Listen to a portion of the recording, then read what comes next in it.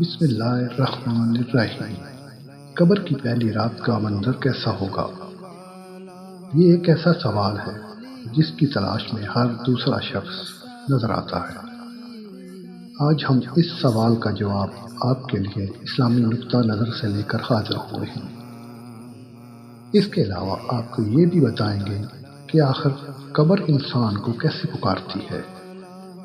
کیا یہ پکار انسان کو سنائی دیتی ہے؟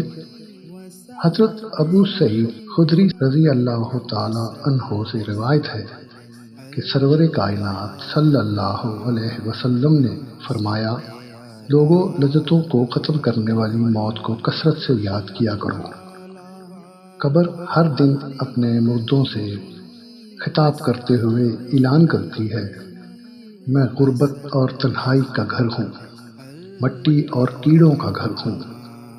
جب مومن کو دفن کیا جاتا ہے تو قبر اسے مرحبا کہتے ہوئے خوشخبری سناتی ہے کہ میری پشت پر چلنے والے، تم مجھے بڑا محبوب تھا، آج میں تیری ہو گئی اور تو میری طرف آ گیا، تو اب میرے احسان کو دیکھ لے گا۔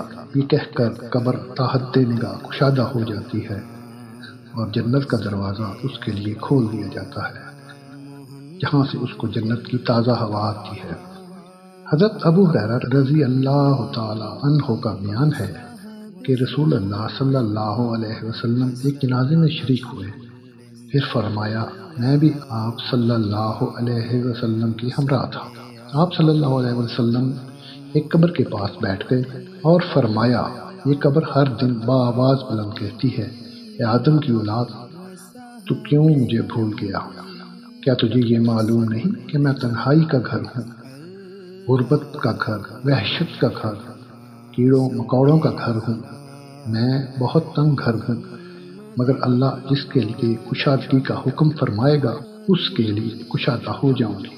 اس کے بعد آپ صلی اللہ علیہ وسلم نے فرمایا، اے قبر، تو یا تو جنت کا چمن ہے یا پھر آگ کا تنور۔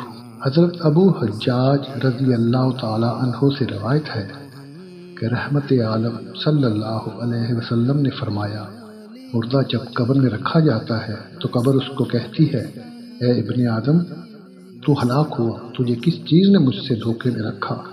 کیا تجھے معلوم نہ تھا کہ میں فتنہ، تاریکی اور کیڑوں مکوڑوں کا گھر ہوں؟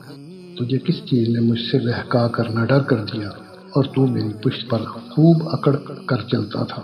اگر وہ مردہ نیک ہوتا ہے تو اس کی طرف سے قبر کو جواب دینے والے جواب دیتے ہیں، اے قبر، تو دیکھ تو صحیح اس کے اعمال کیسے ہیں، یہ اچھائی اختیار کرتا تھا اور برائی سے باز رہتا تھا۔